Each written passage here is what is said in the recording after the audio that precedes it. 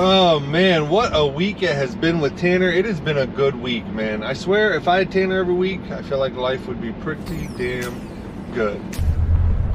Bro, don't you be recording me. Don't you be recording me when I'm yelling at you, bro. That's what I thought. Oh, I will. Oh, no, he didn't. Dad, What? I'm recording. What the? One of these right to the nose, bro. One of these right to the nose, bro. When we go home? Whoa, when we get to the dollar store. No. I'm not even waiting till we get home. I'm jacking up at the dollar store, bro. No, you can't do that, man. Yes, sir. Anyways, this week we've been talking about, how to save money as a single dad using these simple strategies is kind of the title of this week's vlog, kind of the topic around it as we go throughout the week.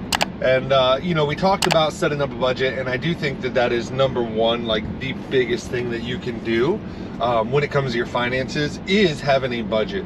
Even if you don't follow the budget, it's still better to have the budget versus not, because then at least you know what's going on with your money and stuff to some degree. But I think once you have your budget set up, the next big thing is setting up an emergency fund. When I started doing an emergency budget, I think it was recommended that you build up 3 months of living expenses. And so what they're saying is, if you take 3 months worth of your expenses and what actually costs you to live, so not discretionary spending, so not going to Starbucks or Dunkin' Donuts, but just specifically on how much money do you need to actually survive, and then building up an emergency fund that is 3 times that amount. Now, nowadays in 2024, personally, I think 3 months of living expenses is a little low. So versus living expenses, what I recommend starting off is 3 months of expenses. So once you have your budget drawn up, if you go through that budget and you figure out, okay, this is how much money's coming in, this is how much money's going out. That includes things like dining out, going to the movies, that discretionary spending, buying a toy for your kid, whatever your budget allows, the total expenses for each month, that to me, you times it by 3, and that's what you build to be your emergency fund. Now, obviously, keep it simple, stupid. I already said I'm a fan of the whole KISS method. And so if you're keeping it simple, stupid, obviously, you'll have goals of building it up to where you want to build it up. So part of your first goal might be that you're just building up 1 month of living expenses, and then 1 month of expenses, and then 2. But I think the goal to start where you want to get before you then move into things like having your money work for itself, meaning investing, real estate, different things like that, investing it into a business. But outside of having your money work for itself, I think the first thing you want to do is build up that amount to that 3 months of your total expenses. So not just 3 months of living expenses, but 3 months of total expenses. And I'll say, you never know when you need that money. And so that emergency fund, basically what it's there for is 3 months of job security. Meaning that if you were to lose your job, whether you were to quit, or maybe you were fired, or maybe you're switching jobs because you found something better and there's a 2-week or a 4-week waiting period in between the 2 jobs, that's what this emergency fund is going to be useful for. So outside of just losing your job, emergency fund's also good because, listen, expenses pop up in life, and if you have that emergency fund, yeah, it's for if you lose your job or an income replacement. But if a car breaks down, if a washing machine goes out, if a refrigerator goes bad, you can pull some of that money out, buy the thing that you need, and then just over the next couple months, build that amount back up. Oh man, I'm just taking a walk through the neighborhood, trying to get those daily steps in, trying to stay active, since that is always on the freaking computer. I live my life on the computer, so I try to walk and be active as much as I can whenever I'm not doing something on the computer. So last time I jumped on here, we were talking about starting to invest your money and stuff, which I think is a fantastic use of your money once you build that emergency fund and stuff. And I think the important thing is just to remember that investing is a learning journey. And really, I think the biggest thing, again, I think investing scares a lot of people, But the biggest thing, honestly, is just like, don't overcomplicate it. Now, with that said, the next thing is side hustles. And now, listen, I am not one, so let me be perfectly clear. Relaxation, enjoying yourself, at the end of the day, life is short. You're not here a long time. You should not work your life away. And I am not a fan of this hustle culture that we're currently in. However, at the end of the day, depending on where you are at in life, you might have to hustle some. You might need a side hustle to kind of get you where you want to go. And that's okay. You can enjoy your time, be smart with your time, make sure you include relaxation time in your schedule and still hustle. You can do both and do it in a healthy way, I believe.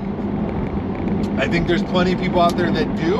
And so my suggestion would be find some people that are successful, that kind of have the lifestyle you want, including a work-life balance and things like that, and then try to model their life.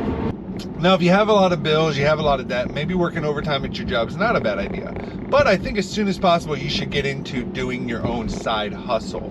And the reason being is working for somebody else, you're never going to quite grow to exactly probably what you're going to want in life, in my opinion. In terms of, I mean, I'm not saying you can't, but the jobs out there that are going to offer you freedom, you know, which is what I want for most single dads. I mean, if you're a single dad, you have a child, your schedule's hectic, your schedule's crazy. And so any way that we can make it a little easier on you, you know, in my opinion, is better. Maybe you have, like, if you're like me, you know, you have a job that, you know, pays really well. You know, you might not need a side hustle, but I think it's good for everybody to at least experience it, try it out. If you have a job where you're making 6 figures and it makes more sense, you know, for you to put all your time and effort into that job, then by all means, do that. I'm not saying you can't grow in a normal job.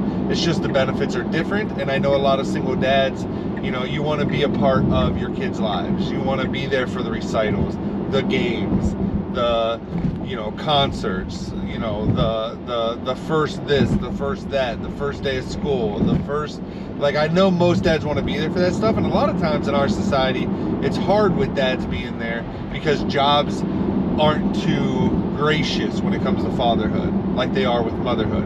And so really, I think side hustles is the way to head as a single father. I also think you have the extra motivation of wanting to do well for a little human, your favorite little human. And I think it'll also help motivate you, so you have an even higher chance of being successful as an entrepreneur, as a father, in my opinion. You have more things motivating you to find success in it. So I definitely think it's a path that you should at least explore. All right. Wow, man, this is a foggy morning. All right, let me jump off here, and I'm going to get another shot out this thing of these things, and yeah, we'll go from there.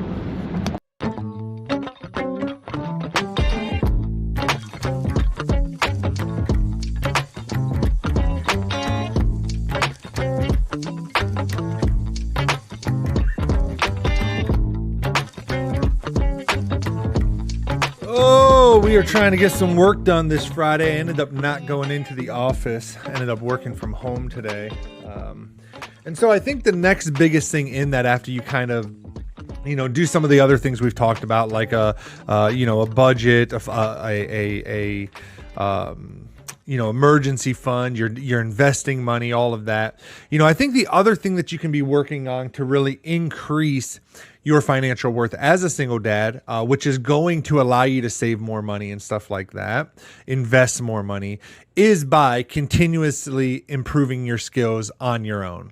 Most jobs are not going to pay you to do continued education. Sure, there's a lot of jobs out there that will send you some conferences, they will send you to whatever, but 1 or 2 conferences a year is not going to do nothing for you. If you're not staying up to date on the latest trends and the latest information in whatever industry or niche you work in, you're doing yourself a huge disservice. Save where you can save. Be essential. You know, practice essentialism. What do you actually enjoy spending your money on. Like if you had to pick a couple things, where would you spend your money and where would you save it? But then also that side of how do you increase how much money you're bringing in through things like investing, through things like continuously improving your skills for higher paying jobs. For example, let me give you guys a real world example here with myself. The last job I had before kind of this current setup that I have, the last job I had, I was working for a company where I traveled all over the country in all kinds of different plants, General Motors plants. We were in Samsung, General Motors, Whirlpool, lots of different plants. I got to go to their plants, work with them, do training, help, set up installation of these big machines and cardboard balers and stuff. And it was a really dope job. And I was there for 8 years. And towards the end of that job, I worked from home.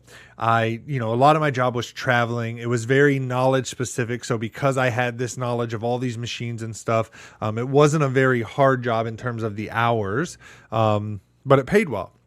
And so I started messing with YouTube, started getting into it, started making videos. Just again, I've always been the type to read books, read books on finances, any type of self-help book, honestly, any type of book that's going to improve a skill in my life, parenting, dating, whatever. Oh yeah. And so, YouTube, something else I've always enjoyed, and I mess with that, and it's fun learning the skills of learning how to use cameras and microphones and all the different tech. I've always been into tech. Well, when COVID hit, I lost that job of like 8 years where I was traveling all over the country. And I didn't know what I was going to do, especially in the area I live in. The job market is not the best, to be honest. It is not the easiest place, and here in Ohio where I live, to find six-figure jobs and stuff. And so I was kind of bummed about it. But funny enough, actually a company saw my YouTube videos and saw the content I was putting out and reached out to me and offered me a job that ended up being more up my alley than even the last job I had, which I absolutely loved. And I mean, they both have their benefits and disadvantages, but it definitely replaced that to where, I'm still set up pretty nicely, can do a lot of the things I want to do with my own things like YouTube and stuff. So it's been really great. And it is more directly related to digital marketing, the kind of that side of things like technology, the internet, things like that. So it ended up working out really well. And that was all because I've just always been the type of person to be trying new things, learning new things, acquiring new skills, and that pays off over time. I mean, people, those skills add up. You become someone that people can turn to that can do a lot of different things. Having a mind shift or a mindset shift of moving from like a scarcity mindset to one of abundance. That is very hard. I grew up with a father who was very much, save. And I mean, he taught me lots of skills. I love him. A lot of my financial stuff that I know started because of him. If he didn't do the stuff he did, I probably would not be where I am today when it comes to the finance stuff. But he definitely lives under that scarcity mindset. And so to flip my mindset to one of abundance was hard to do. And there's still times that it seems like there's not enough money to do the things that I want to do. And there's not enough, but I just know the universe rewards, rewards, I don't know. I mean, every religion out there has their way of saying it. In Christianity, we say, the power of life and death is in the tongue. And what you speak, comes into fruition, in my opinion. What you speak comes into existence. And so you have the choice to decide if you want to live in a world of scarcity or a world of abundance. And as crazy as that sounds, I really do think a lot of it is a choice. I know that sounds so freaking bad to a lot of people out there, but it's the truth, man. A journey of 1,000 miles starts with a single step. Yeah. Same thing, man. I mean, you save that $5 a week from Starbucks, and then you start to watch that grow. You start to see you making money from your money. Once you start getting investment stuff, it encourages you to then like, oh, where else can I save money? Where else can I save another $5? Where else can I save another $2? And then before you know it, you're saving $50 or $100 a week instead of that $5 a week. And it's just a bunch of those little $4 or $5 charges and stuff that you realize you really don't care that much about in life outside of the very short-term gratification that it gives you. So I hope that helps. I hope, you know, again, these kind of doing these topics throughout these weekly vlogs is something new we're trying.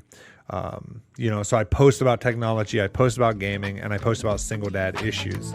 From the bottom of my heart, I mean it. Thank you for watching. Thank you for supporting. Thank you for your comments. Thank you for sharing the videos. If you do, it just means a lot. So anyways, all right, I got to get back to work. I have to get a bunch of stuff done for this Friday, but